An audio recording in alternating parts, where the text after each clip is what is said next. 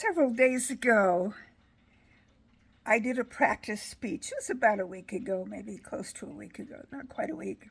Anyway, last week, I did a practice speech for the speech that I wanted to do today in my Toastmasters club.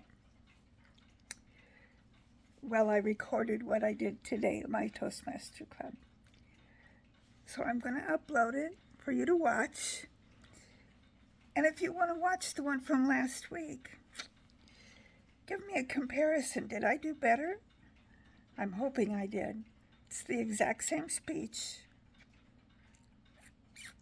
Sometimes the second time around is better than the first time. Sometimes it isn't. This one will include my introduction and my conclusion, which I always turn control of the meeting back over to whomever the Toastmaster of the day is. So without any further ado, let's watch my speech. Her pathway is going to be engaging humor. Her messages that she is on topic with is delivering your message with humor. As she mentioned, her speech will be 18 to 22 minutes long, and the speech title is My Garden.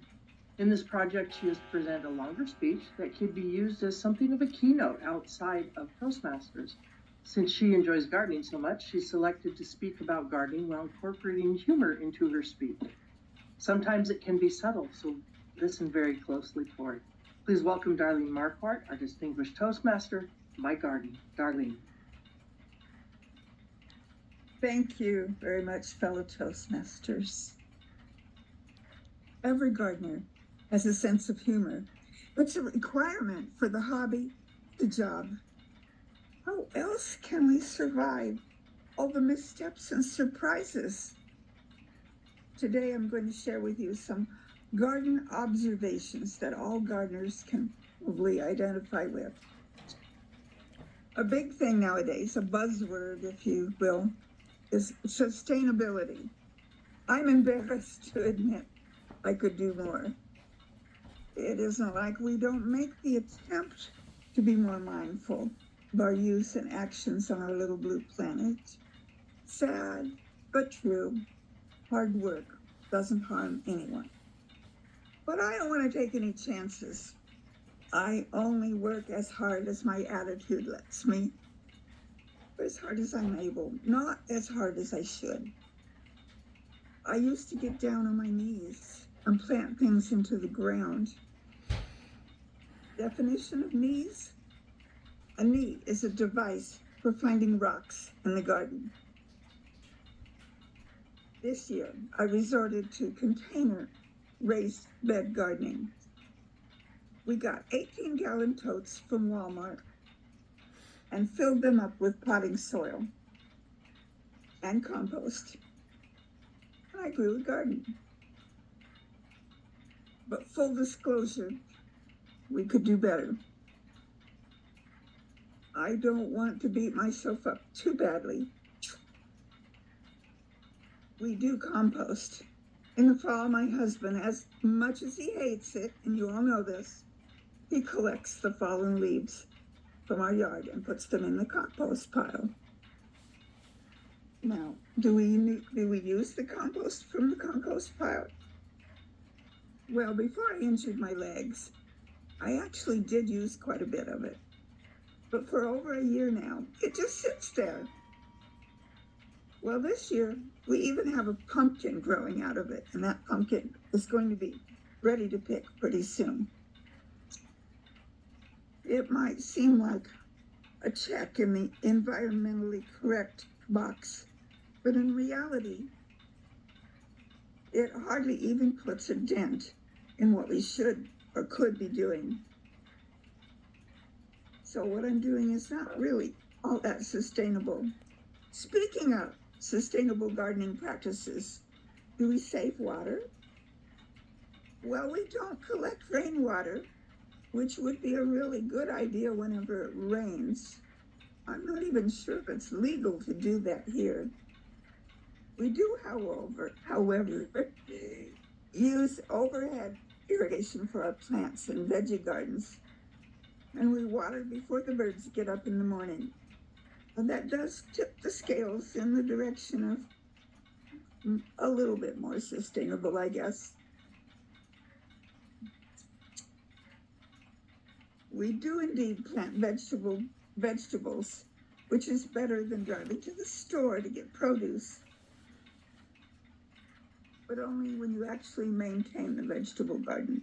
In my defense, my husband thinks that vegetable is a 4-letter word, and there's no physical way we could eat and preserve all the produce that we wish we had produced. With gardening comes knowledge. One aspect of knowledge is knowing that a tomato is a fruit, but wisdom is not putting it in a fruit salad.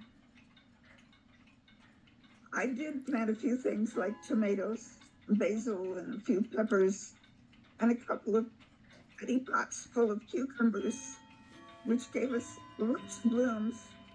I was thinking we only had one cucumber, but the other day Jim brought in, I think, 3 or 4 more cucumbers.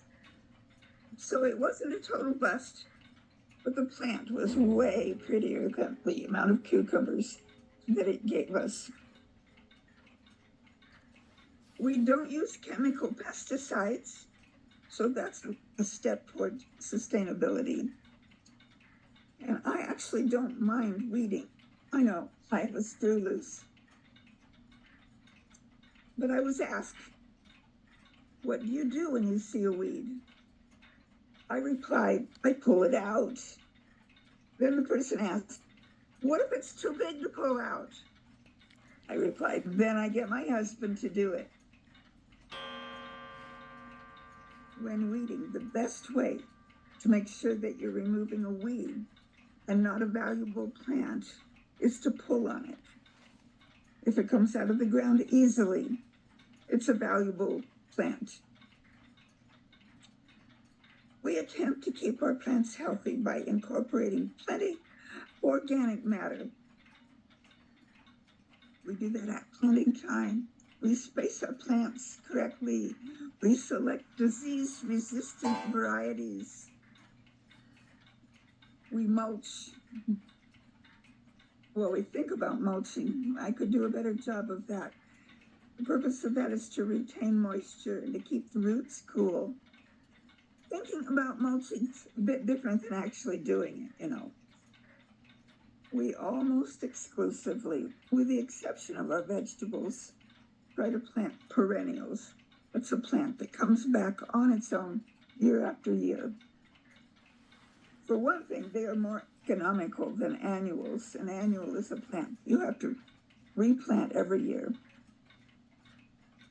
Perennials continue to thrive year after year. But even those perennials in my garden suffered last year because of my lack of maintaining them. There's probably hardly any semblance of maintenance going on. Our choices do reflect our interest in using native plants, drought-tolerant plants, and encouraging plants that are pollinators. That's a flowering plant that encourages the bees and other kinds of animals that help pollinate the plants. If you want your plants to be pollinated, you need some flowers in your garden. So we do harvest the seeds, for many of them anyway, and divide the ones that need to be divided to make more plants. And I enjoy trying to create new plants. Once I'm able to get in the garden again in a proper way, that will happen more, I'm sure. So are we getting close to being sustainable? Well, the definition of sustainable is the avoidance of the depletion of natural resources in order to maintain an ecological balance. So I'm going to say, no, a little bit of accountability goes a long way, I guess. I'm taking steps towards sustainability, but I'm not there. As the saying goes, though, if at first you don't succeed, try again. So too shall we continue to strive toward a more sustainable landscape. Oh, and by the way, you shouldn't tell a secret when you're in the garden. You know why? Because the potatoes have eyes and the corn has ears. Well, as plants grow each season, they use up the existing soil and nutrients and organic matter. The microorganisms and beneficial insects are left hungry, as is the plant. To that end, most people use a supplemental fertilizer of some sort. I cannot be relied on to fertilize my plants on a regular basis. Translation: I'm lazy and forgetful. This means that I have been known to juice up my soil at the end of the growing season so that it's all ready for spring growth and planting up. There are a lot of ways to invigorate my soil, such as planting cover crops, adding aged animal manure, mulching at the soil surface, adding compost, and rotating crops. With the exception of the planting cover crops, I have used all of the above methods to improve my soil. Excuse me, my mouth is a bit dry. This year, I set a schedule on my phone to remind me once a week to fertilize my garden. That lasted for about a month and a half maybe. Then I quit doing it. I would have gotten more produce if I had stuck to my schedule.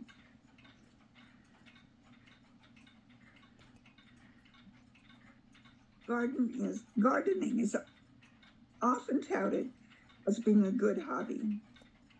It's good for staying physically active. It burns calories. It builds strength and flexibility as you lift, carry, squat, and of course pull persistent weed after weed. This is all true.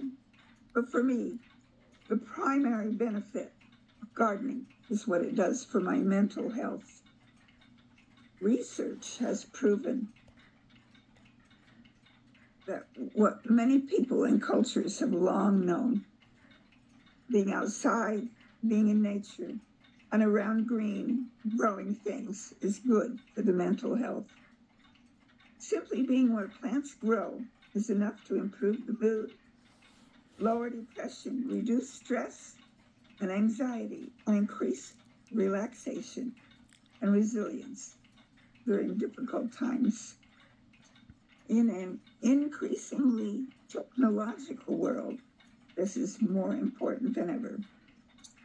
I love the outdoors, but even for me, it's easy to get lost in streaming movies, TV shows, watching YouTube, scrolling through social media, keeping track of all my friends on Facebook, and basically staying indoors, glued to my screen. Gardening is a reminder that I need to be outside daily, or at least with my plants. During the non-summer months, I've created a space in our spare bedroom to grow an indoor garden. Last winter, I grew miniature tomatoes. I got a few tomatoes all winter long, and a few peppers, and lots of lettuce and basil. So I kept being around my green things, my growing things, all year round.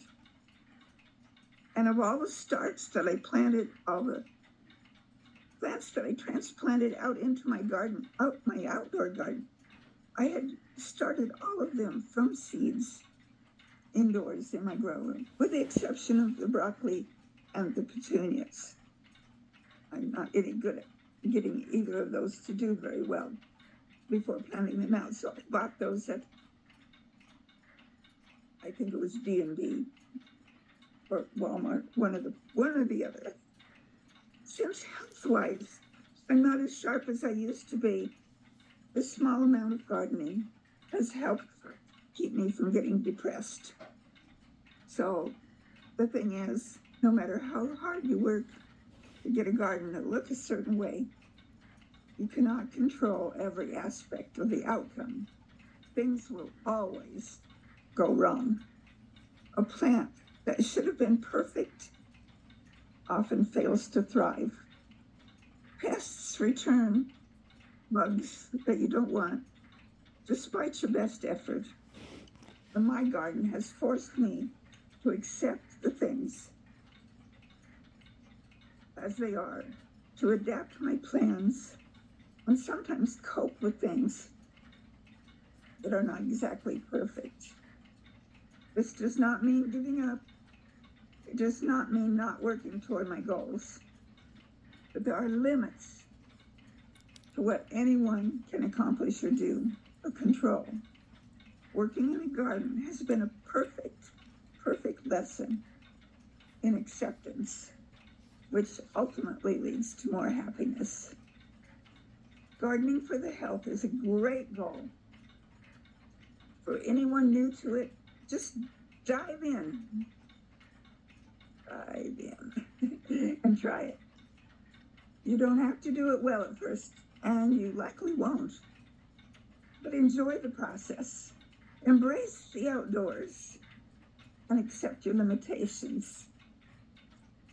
When a gardener gardens, it's not just the plants that grow up themselves. Close today with a story that I heard. It's about a mom who had several girls and a couple boys. The mom loved to get her kids out in the garden to help and to teach them valuable lessons about life and gardening.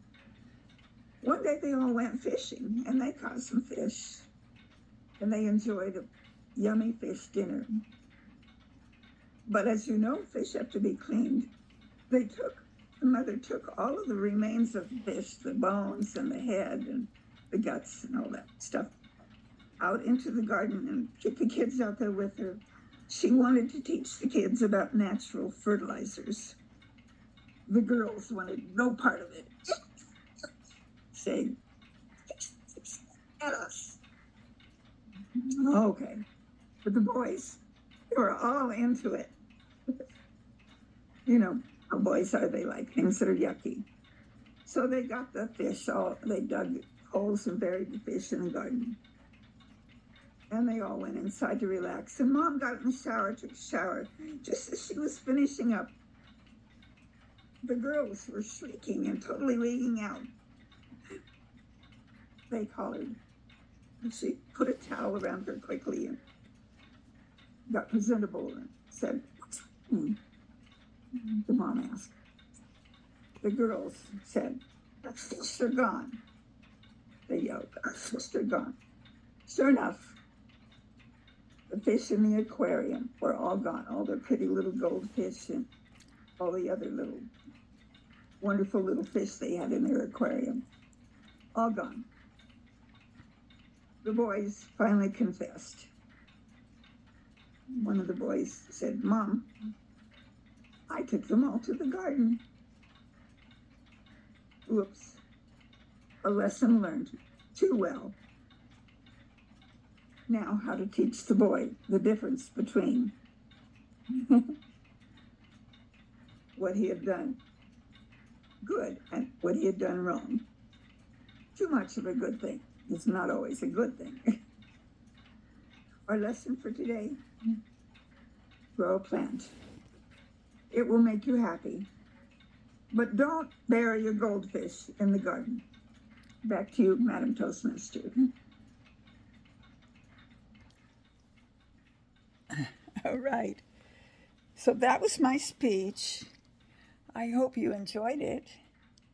If you didn't watch the first time I gave it for practice, go back and watch that. It's basically the same. I noticed toward the end there some of my audio was cutting out.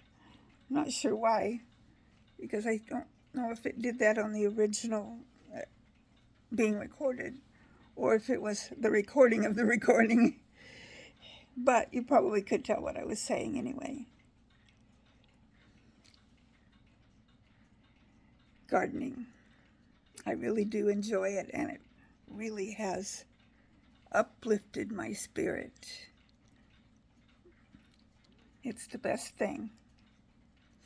Going out into the garden, realizing that God allowed all these beautiful plants to grow.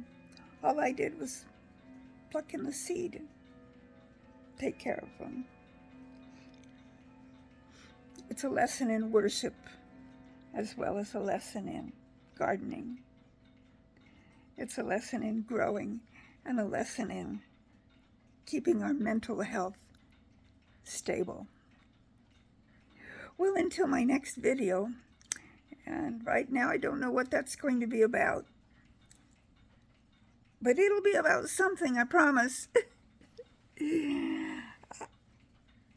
I'm praying that God's love and blessings surround you, and that your garden uplifts your soul. Until next time, this is Darlene, signing out.